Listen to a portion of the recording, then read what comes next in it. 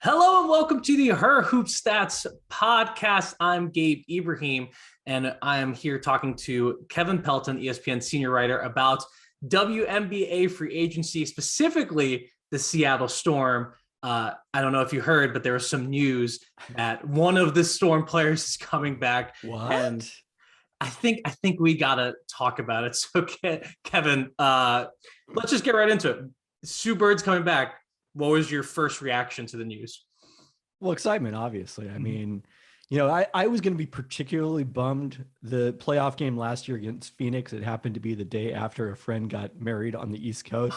So I had to watch that, on TV in my hotel room. It was not the experience that I wanted for Sue Bird's final game. Like, I was there for her very first game back in 2002, basically covered the Storm her entire career. So to miss that would have been a huge bummer. And also to have it, frankly, be at Angel of the Winds Arena in Everett, which has been the Storm's temporary home most of the two of the last three seasons.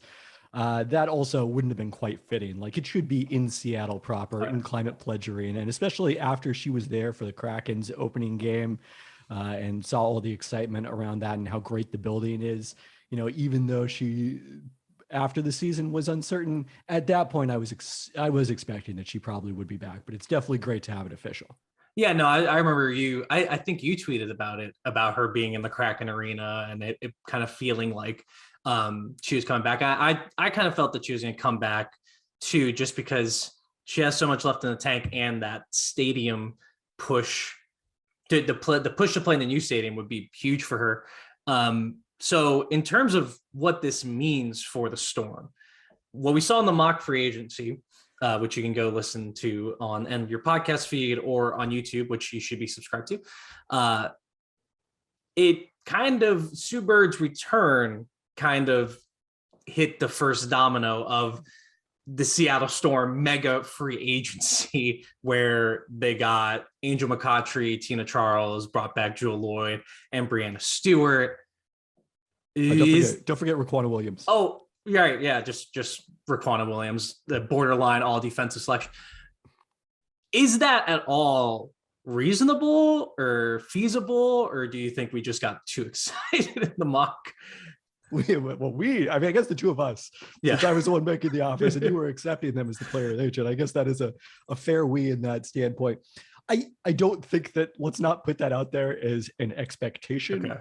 For the Storm that they're going to end up with that many players. I mean, number one, I think in reality is a big difference from the mock off season. Someone's going to take Atlanta's money. Yeah. And that was one thing that kind of cooled the market and made it easier for the Storm. The other aspect of it is they are uniquely well positioned going into this year's free agency. And like, a lot of people are like, wow, what a great job by Kevin as a mock GM. And it's like, I look, that wasn't even my plan. It just sort of happened that all those players were out there and at prices that made them all available once you were willing to move on with the players, from several of the players with unprotected contracts on the roster. I don't think, like, if they get one of Tina Charles and Angel McCoughtry, I think that's an outstanding addition. To get both of them in Raquana Williams is not realistic. Yeah, no, I would say, well, who knows, right? The championship pool of Seattle is just so great. That's what I felt as the agent. It was like, yeah, we could go get money in Atlanta, but the money difference isn't going to be that huge if you go to Seattle, because like you said, they have $986,000 worth of cap space for this year. So that can go up to if they release a few players. So they have gobs and gobs of cap space. The first thing that's going to happen, obviously, is the core decision, which we should be expecting. It's the 13th. We should be expecting that by tomorrow, as to who Seattle is going to core between Breanna Stewart and Jewell Loyd. Although I think my expectation at this point is that those two players are coming back. That's what I've heard is the expectation around the league, first off, and just it makes sense. I don't think. All right, I'll ask you guys a question. Do you think Sue would come back without knowing if both Jewell and Stewie were coming back? I don't think that her decision was necessarily contingent on that, but I think their decisions may be partially contingent on Sue being there, because that's part of the championship window, and the expectations for this team is having her at point guard, because it's a question mark after her retirement. Stewie, I don't think has ever been much of a question mark to me, which is partially why, and we had these conversations before the mock off season as I was deciding who to core in that exercise. in reality, I think they're more likely to court Jewell Loyd because of the fact that Breanna Stewart, like, she's got a home here. She's had tremendous success here playing with Sue, all those reasons. At the very least for 2022, I don't see any team that can offer a better combination. Now, we've been surprised in WNBA offseason in the past, but not to that degree of a team that's been that successful breaking up and a player that's been that happy in their role. I think Jewell Loyd's comments at the end of the season were a little more non-committal about whether she was going to be back. I mean, Breanna Stewart was talking about, I'm excited for the opening of Climate Pledge Arena. Like, she sounded committed, even if she wasn't able to specifically say that she was. And she wasn't able to sign an extension. Neither of them were, just because of basically quirks of the CBA. Right. In Stewie's case, she couldn't have gotten the Supermax. And in Jewell's case, she couldn't have gotten the Supermax, but she couldn't even have gotten more than, like, I forget what the percentage is, but a small raise off her pre-current CBA contract, which was massively underpaying her last season. So the fact that they didn't sign extensions doesn't necessarily mean anything. Loyd, I think people can see where maybe the appeal of being the player on another team would be interesting to her, or going back. Obviously home is in Chicago in the Midwest.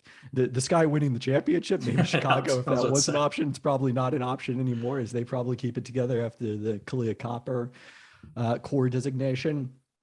But I still think at the end of the day, again, you're not going to get many better situations than Seattle and playing with, in this case, Breanna Stewart and Sue Bird, and trying to win a third championship.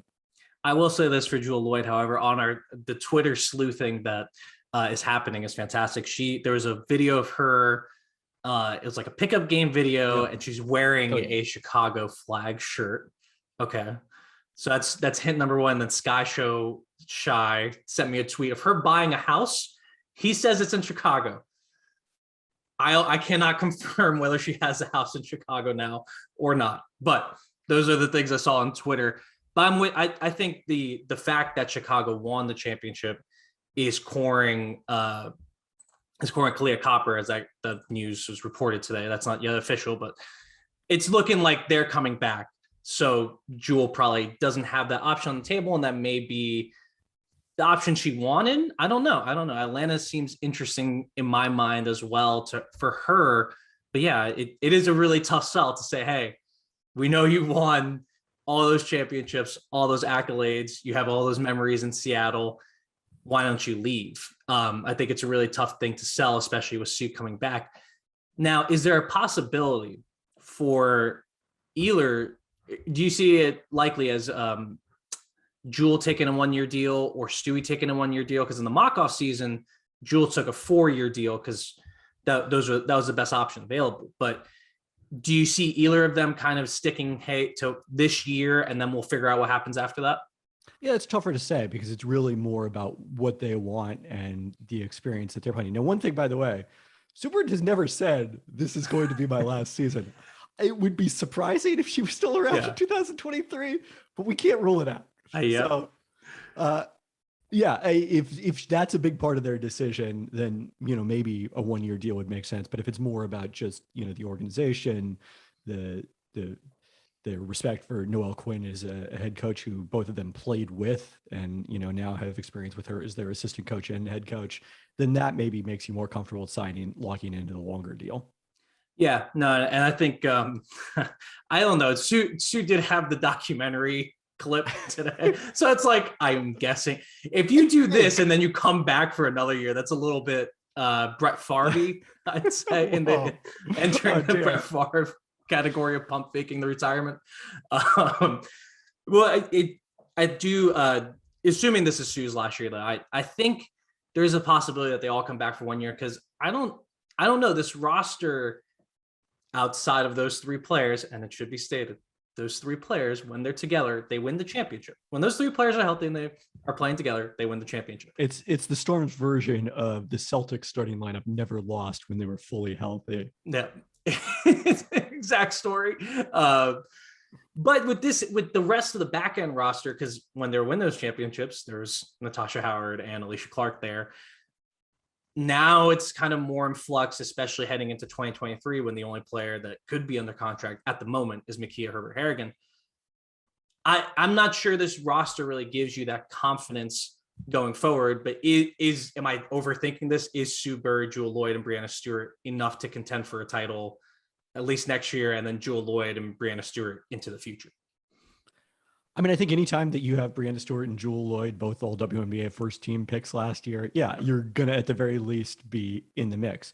And we did see, 2 years ago, granting that the starting lineup was so much deeper with Alysha Clark and Natasha Howard, as you mentioned, we did see the Storm stay afloat with that Sue Bird for an extended stretch of the regular season in 2020. And even going back to 2019 when Jewell Loyd and Breanna Stewart and Sue Bird are both out of the lineup the entire season, Storm still make the playoffs, win a playoff game. Like, there's an infrastructure here that I think is pretty capable, even with the departure of Alysha Clark and Natasha Howard. And if you look to the future, the key player then I think becomes Ezi Magbegor.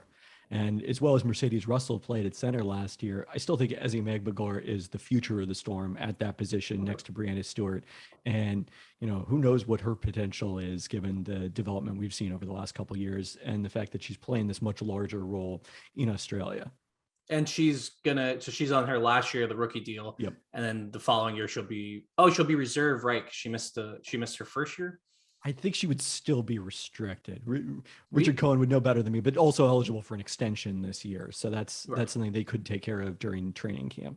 We have her as reserved on our salary sheet. So I'm guessing, Richard Richard's in charge of most of the salary sheet designation. So I'm pretty sure she is reserved because she missed a year. So that doesn't count. 3 years of experience. Yeah. Right. So that's a big deal, her being reserved rather than restricted, because then that allows them a little bit more flexibility heading into 2023 with her as a free agent. Because I'm with you. I think if she becomes a player at Natasha Howard's level, at least early in her Seattle time, I think getting to that MVP level where Natasha Howard's at, I believe in 2018, is not, she doesn't even need to get there. She just needs to be as this sort of defensive stalwart, someone who can roll to the basket, someone who can stand in dunker spot and finish plays. And I think she's already there. And I think she's gonna get better, like you're saying. So then it becomes a question though of how much are you spending on Mercedes Russell? Like how do you fill out this roster? They have those 3 big restricted free agents with Jordin Canada, Mercedes Russell, and Stephanie Talbot. If we're assuming Sue, Stewie, and Jewell are coming back, how do you approach those 3 restricteds? Yeah, I think it probably depends on how the market falls for each of them. Going into the mock off season, my expectation was that Jordin Canada was maybe the least likely for me to retain, but then the bidding, I was able to land Tina Charles right away was the first factor. And you've got now that front court trio of Stewie, Tina Charles, Ezi Magbegor. You're pretty well covered there. Right. Mercedes Russell is no longer as much of a need. And then the bidding for her as restricted free agent got pretty frenzied. And she ended up, I think, making as much in the first year of her deal as Tina Charles did, which was quite surprising.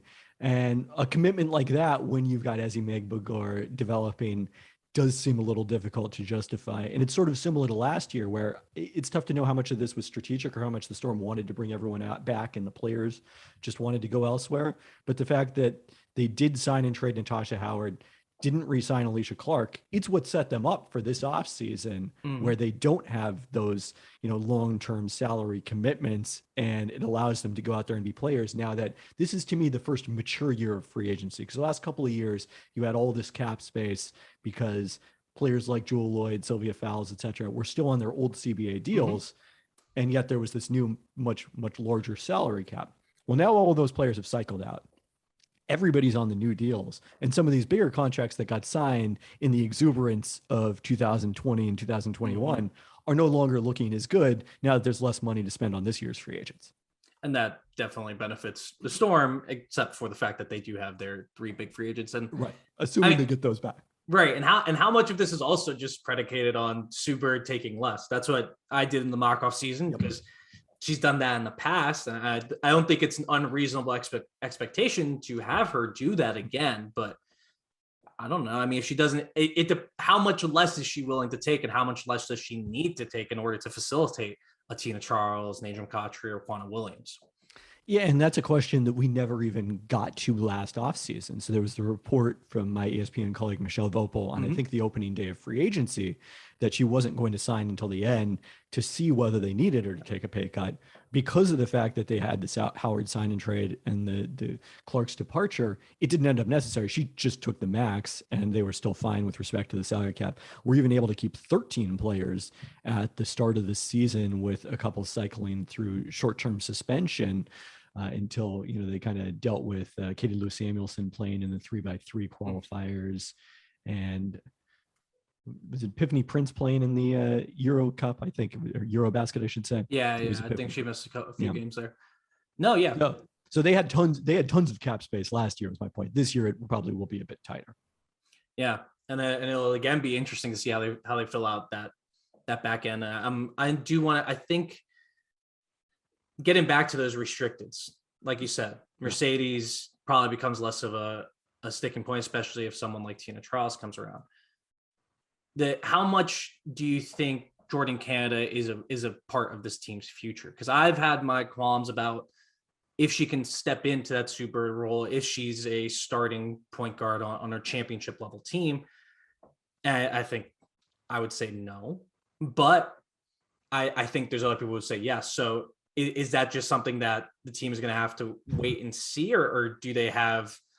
I mean, I just don't know how important she is to their future plans. Yeah, I think we'll find out in the next couple of weeks here based on what kind of contract she signs or whether she's still with the Storm. I mean, one of the things I considered going into the mock-off season is, would it make sense to go with kind of a veteran, a Lilani Mitchell, perhaps, who is from the Pacific Northwest, and then maybe draft a point guard and try to put something together that way if the market for Jordin Canada ended up higher than I was willing to pay. Because I tend to feel the same way as you. 2019, when she stepped into that starting role because of the fact that Sue Bird was out all season, looked like very much on track towards being that point guard of the future that the Storm have been looking for. Like they were looking for a backup point guard since I was working for the team, like the very early stages of when I was working for the team. It's been multiple decades of it at this point. Then there just hasn't been that necessarily development from Jordin Canada, particularly as a jump shooter, the last couple of years, that I think would make you more comfortable projecting her as a starter when Sue Bird is out of the picture. And going into last year, I was a little surprised that they didn't extend her, because I felt like the organization really believed in her. And maybe that was a sign that they didn't believe in her as strongly as I thought they did. And I don't think that the way she played last year, I think it kind of limited her value a little bit compared to even what we saw as a part-time starter in 2020. Yeah, and I do. And the other side of that, though, is I think there's going to be a big market for her, just because she has a big name and she has a lot of talent. There's clearly a ton of talent when you're talking about Jordin Canada. Just maybe you have to structure your team in a slightly different way, because she definitely is a very solid defender. She can be a part of a good offense. She's just not a jump shooter. And I think at this point we can completely say, like, that's just not going to be her game. I don't know, maybe some players out there, if you guys have examples of players who have made that sort of transformation into a shooter later in the career, I'd love to hear it, because I just don't see that for her. That being said, I do think there is going to be a big market for her, regardless of how well she played last year. I think if I had to pick one of these players to get priced out, it'd be Jordin Canada, despite Mercedes Russell being the player who got priced out of Seattle's market in the mock-off season. Yeah, it's an interesting question, because it does feel like the teams that have more cap space are more in need of post players than they are in terms of guards. Like, New York ended up making the big bid for Mercedes Russell. I think it was Atlanta was the other team in that betting war in the mock-off season. And clearly they're doing fine in the backcourt. It's the front court where they need to add in some size. And Mercedes Russell has that, ability to defend the Brittany Griners, Sylvia Fowles, Liz Cambasias of the world that I think a lot of teams are going to covet. But all it takes is one team. And certainly there are examples of point guards who aren't shooters enjoying long, successful careers and being valued. I mean, I think Danielle Robinson last year in free agency with Indiana is maybe the best example. Yeah, and Alicia Clarendon as well has had a great career, and not actually kind of in the vein of a Jordin Canada. So definitely, I think she's going to have a market. So I'd be surprised if she came back. I don't know. I mean, Mercedes would depend totally on the Tina Charles situation. And we talked a lot about Tina Charles. I guess we should talk about why we think that's fit. Tina, at the end of last year, she basically said, I need to get a ring before I retire. Totally fair motivation. I get it. It doesn't seem like DC is as hopeful to get a title this year as they were in the past even 2 or 3 years, just because we saw IDD come back. She was injured. And then she went out for the rest of the season. We've seen the rest of the team, while they're really good and exciting, I think they have a bright future, the present is not as bright. So that sends Tina Charles into the market. And I think the place, if she's looking for a title, would be Seattle with Sue, Stewie, and Jewell coming back. So in terms of fit, how does Tina Charles fit into what Seattle is going to do on the court? I mean, I think it definitely would be an adjustment for her because we never saw her in that lineup that we imagined 2 years ago when the Mystics first traded her of, it's going to be Tina Charles with Elena Delle Donne and Emma Miesemann, and you're going to add her into this team that just won the championship the year before. I think they played like 6 minutes together or something. Well, her and Delle Donne played 6 minutes. Right, but obviously Miesemann wasn't there the entire season. So Tina Charles was the go-to player for the Mystics all season, had the ball in her hands a lot as she had in New York and in Connecticut before that. That's going to be very different if you're playing with Breanna Stewart and Jewell Loyd, where you're going to have to be, willing to be much more of a complementary piece. And then I could see her anchoring offensively that second unit because, as you sort of alluded to back when we were talking about the Storm's depth, when the big three were on the court last season, as the Storm took to referring to them because it was so much more clear that they were the best three players on the team than it had been when Tasha Howard was there and Alicia Clark. They were very good. When two of those players were off that court, often it got a little dicey. And so you could definitely see Charles being the anchor of that second unit, come in, run the offense through her, much like Washington did last season.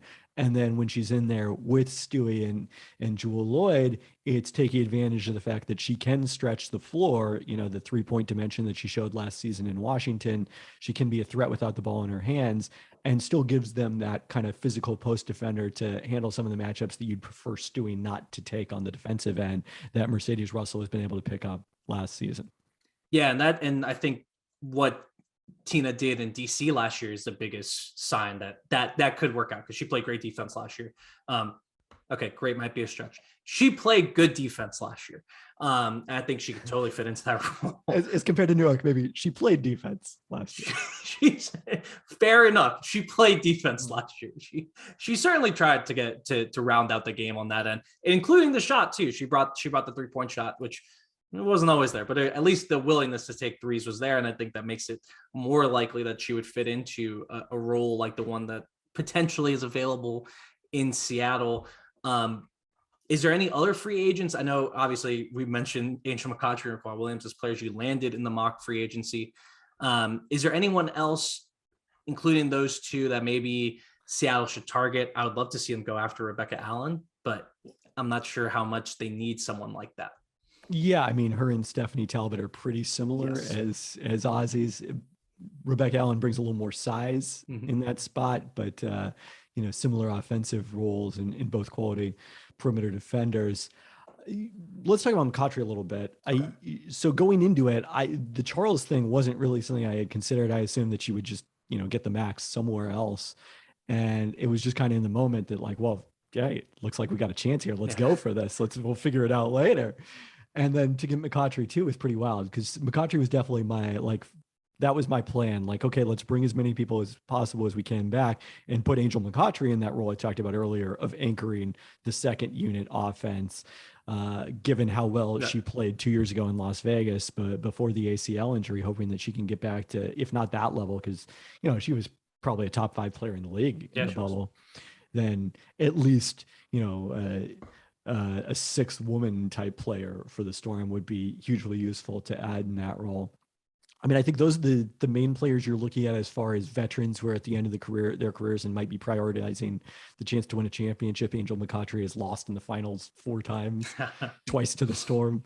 So you could see how that could be a fit. I mean, the wildest scenario would be if the Vegas decides not to core Liz Cambage, would you at least make, I mean, you got to at least make a call, right? I don't know.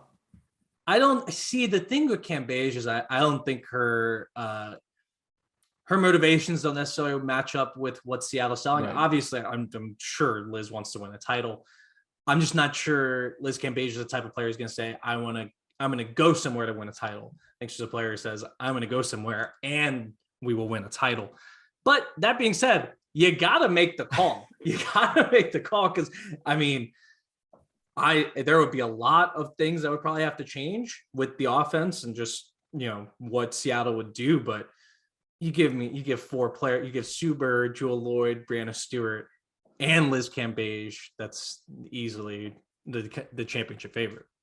And especially from that standpoint of when you look at what Mercedes Russell did at the defensive end, guarding bigger post players. Well, number one, if you sign Liz Cambage, there's one fewer of those post players you have to defend on other teams. And number two, she's capable of matching up with them. So it's interesting from that standpoint. Seattle also was not one of the markets that she supposedly was interested in when she was traded from Dallas a few years ago. So that they may not even be in the mix at that point. Also, after she and Allison Gaylor parted ways, I'm not sure who you're calling at this point, but presumably there will be some. I'm guessing she does have an agent. We haven't heard who her new agent is, but I'm assuming there is one. And yeah, it is. I think the concept of actually taking her away from someone else would be great, but I don't know. It would be a tough sell just to get her to come, because you do need to have some of those off-court things in place. And not that Seattle doesn't. Seattle's a great city. Obviously, you know this, but it's not necessarily the things that she was looking for. However, LA is not really an option at the moment. So unless LA becomes an option and she's not cored, then it could come up. But I would say Tina and Angel would be interesting fits. I am also interested in a couple of really like the idea of Raquana Williams heading to Seattle, or even Brianne January, although I would guess she's going back, but I'd say Raquana Williams would be an interesting fit in Seattle. Maybe even the Sophie Cunningham, just to get some more shooting on the wing, especially if Stephanie Talbot is hurt a little bit. That could be someone that they could bring in. Bridget Carlton, although I have her as an unrestricted free agent. That's wrong. Yeah, she took the qualifying offer, so she's already under contract. Yeah, I just have her on this list. Brianne January also fits into that Leilani Mitchell category of being from the state of Washington, veteran who might come in and want to play a backup role and just be reliable if you lose Jordin Canada. So yeah, she would fit that very much as well. Yeah.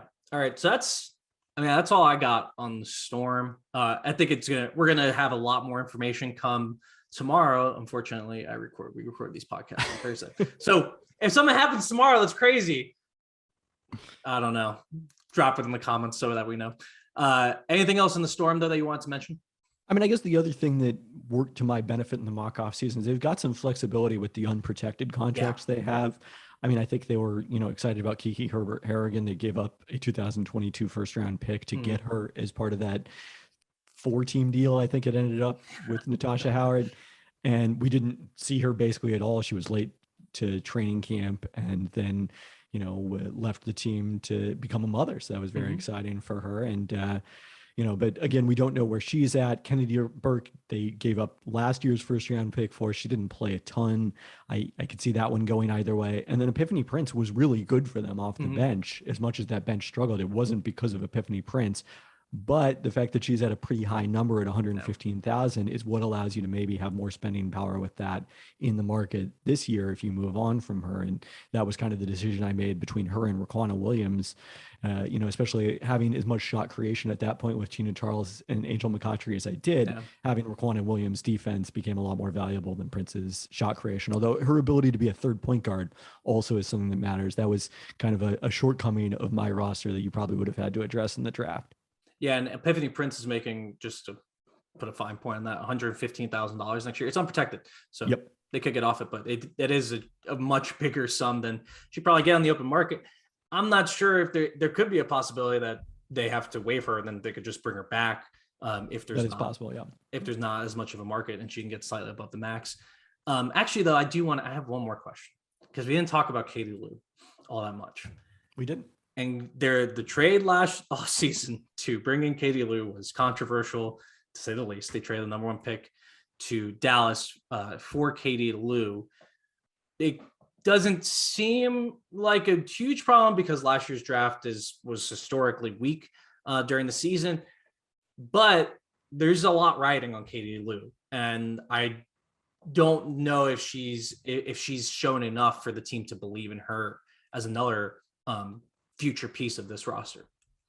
Yeah, I mean, I think there was definitely a sense among a lot of people that Stephanie Talbot was the better wing option last season than Katie Lou, but Samuelson maintained that starting role most of the year, and she did, I think, become a more consistent player than she had been her first 2 seasons in the league. It was a better fit for her and her skill set with playing with more talent. And I wouldn't be stunned if things go well in training camp, if she ends up getting extended, if there's kind of a workable figure, where she's willing to accept that she's giving up some of the upside of what she could make if she got to restricted free agency. But the Storm is willing to, give her the security of a few extra years here. And, it was obviously very excited to come play with Breanna Stewart. So, I think that was a big factor in her comfort and her success. Yeah, well, and we have seen a few players extend to basically just avoid restricted free agency because restricted free agency is somewhat of a mess in terms of having to get an offer and bringing it back and then having a match. So that'd be interesting. I didn't think about a possible extension for Katie Lou, but that seems like a possibility. So we'll see. Seattle, I think it's right to say that they are the team to watch. They're the team that is the pace setter here for free agency. Once we get their core decision, we'll really have a good idea of what's happening. And like you mentioned to begin the podcast, if they core Jewell Loyd, it might be on. All of the dominoes would be falling into place if they can core Jewell Loyd and feel like Breanna Stewart's coming back on a longer term deal. I did want to move over to your other team in the mock free agency, which didn't do as much because of their own roster construction, the Dallas Wings. You pulled off some interesting moves trading for Christy Tolliver and was that Cheyenne Parker. You also traded for Cheyenne Parker, traded Charlie Collier for Cheyenne Parker, which are both really interesting moves. Do you think that this is the year that Dallas really consolidates their roster, or we're kicking the can one more year? Because they can kick it one more year. They can. I mean, but how many years are we on of like, oh, this has got to be the year that Dallas makes a consolidation trade? Now, the fact that they don't have any cap space, I think, makes it a little different. Where if they want to change the mix at all, basically the only way for them to do it is either by waiving some of those players and creating enough cap space to go out and sign someone, or as I did, combining a couple of players into the 2 picks they have in this year's top 6 to go get a better player, basically. And yeah, I mean, I think that as well as last season went for the Wings in terms of finally getting back to the playoffs and seeing some results of this rebuild, I still think it's unlikely you want to just stick with basically the exact same group plus 2 first-round picks. So I think we'll probably see some trade from them. Yeah, I don't know. I mean, we said the same thing last year, and they again kicked the can. And then in 2023, Mariah Jefferson and Isabel Harrison, their contracts are up. So those 2 are off the books. However, you still have the extensions for Marina Mabry and Enrique Gubuale, who probably are the 2 centerpieces. Well, obviously Enrique is. I would say Marina at this point has proven herself to be a part of this roster full term. So they're gonna have to pay them. And it becomes a little hairy. And that Mo Jeff contract, the Isabel Harrison contract at the time didn't seem to be too hamstringing because they have all this youth and they're in the rebuild and yada, yada.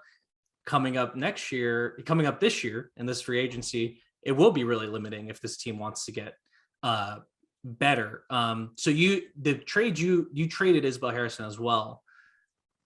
What other trade offers did you hear from our mock GMs, or were those the only? Did you get any other good ones?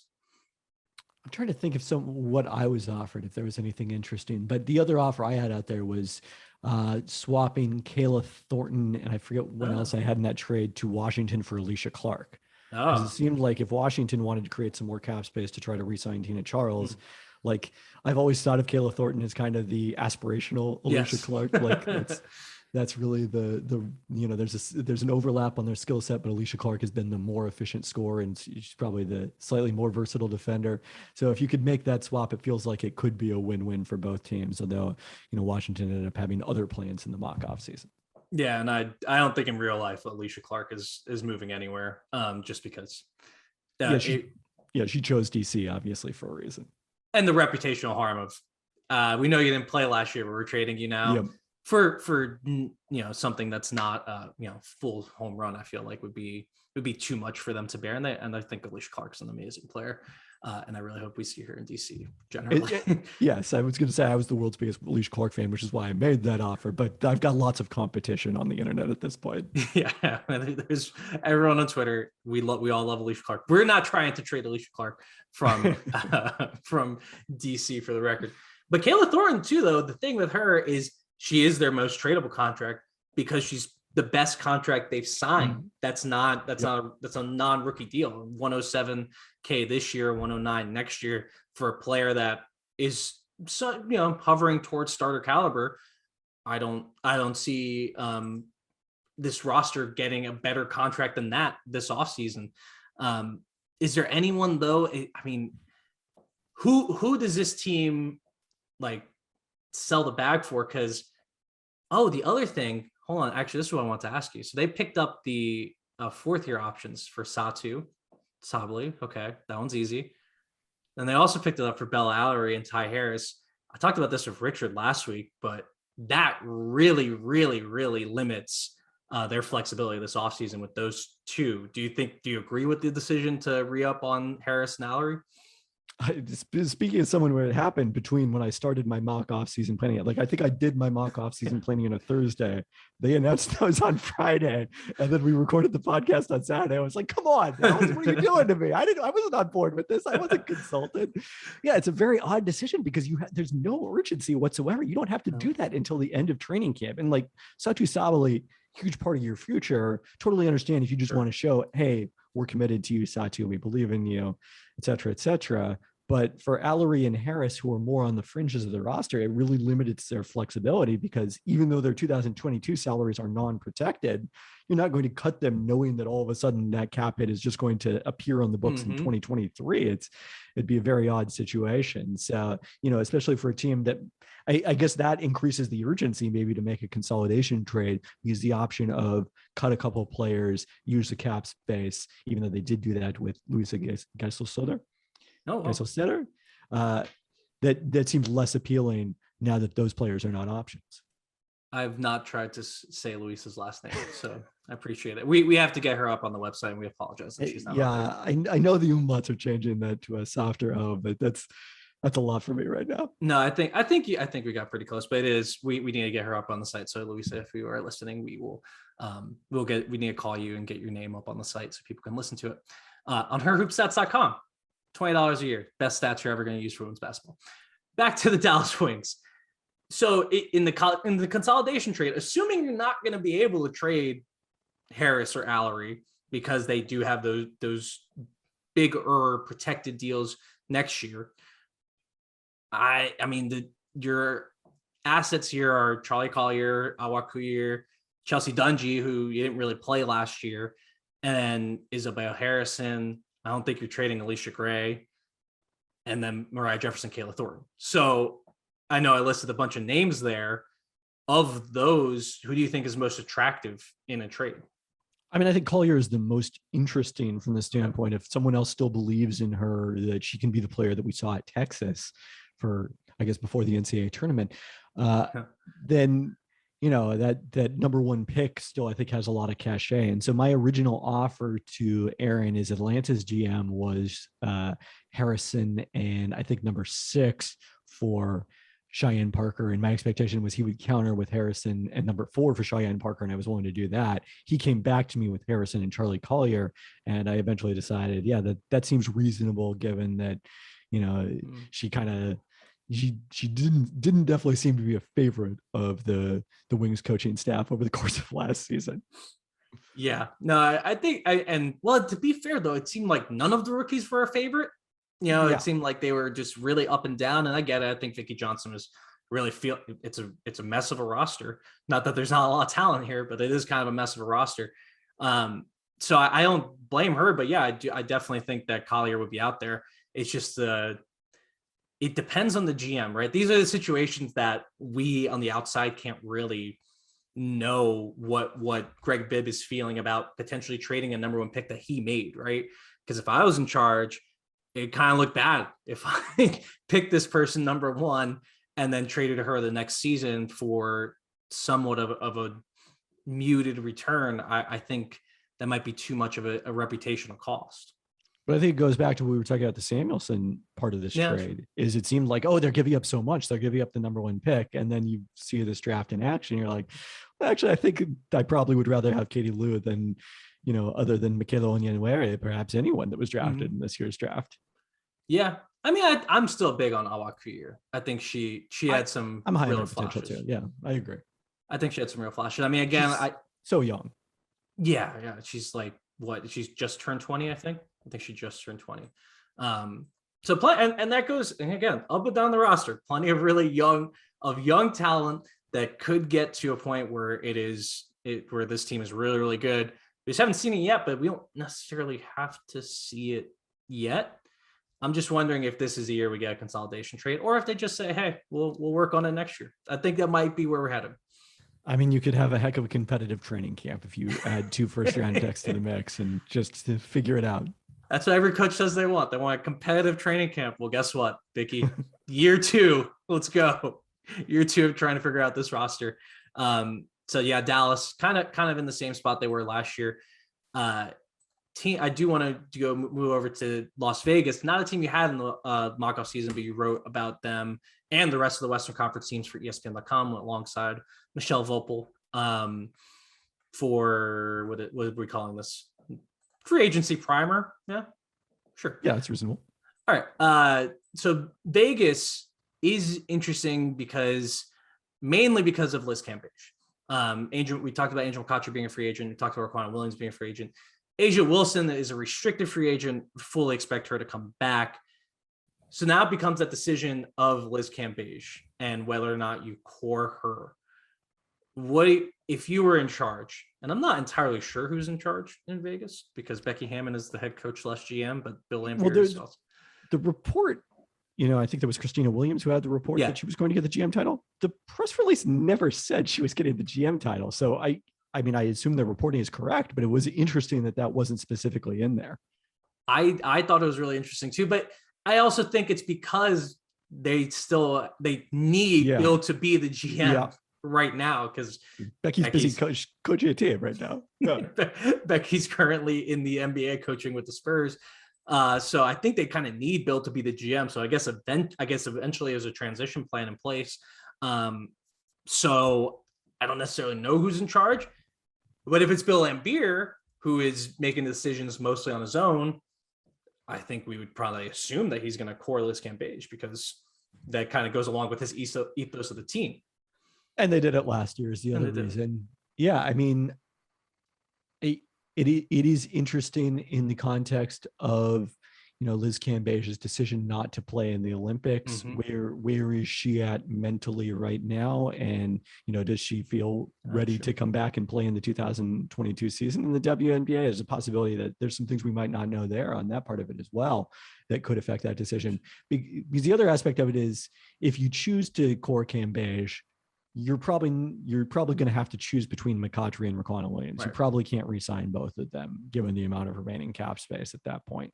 And obviously they played all last year without McCoughtry. It's not like they can't do it. They were still the number 2 seed and one of the title favorites, but it definitely would be a loss to not be able to bring her back. No, it'd be huge. It'd be huge for them. And I know Raquan was a massive player for them last year and a huge part of their success. So I don't know. I mean, because in a normal, for a different team that perhaps isn't trying to win a title this year, or perhaps has more clarity on what the roster is going to look like, because guess what? Next year for this team, pretty much everyone's a free agent. At this point next year, the only player that will be on contract is Destiny Slocum.